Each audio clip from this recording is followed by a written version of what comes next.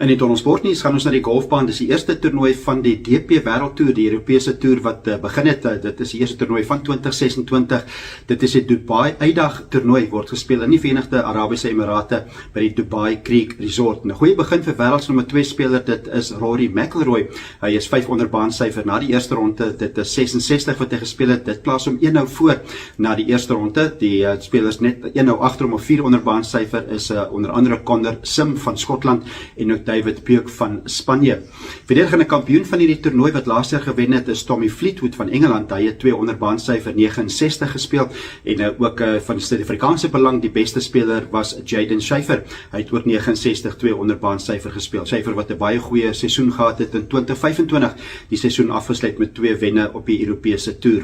So die toernooi eindig natuurlik Sondag. Dit is 4 rondes wat die spelers speel. Totale prysgeld 2.75 miljoen Amerikaanse dollar en die wenner gaan 450 000 Amerikaanse dollar huis toe vat. So dit is sportnuus vir Annie Tong.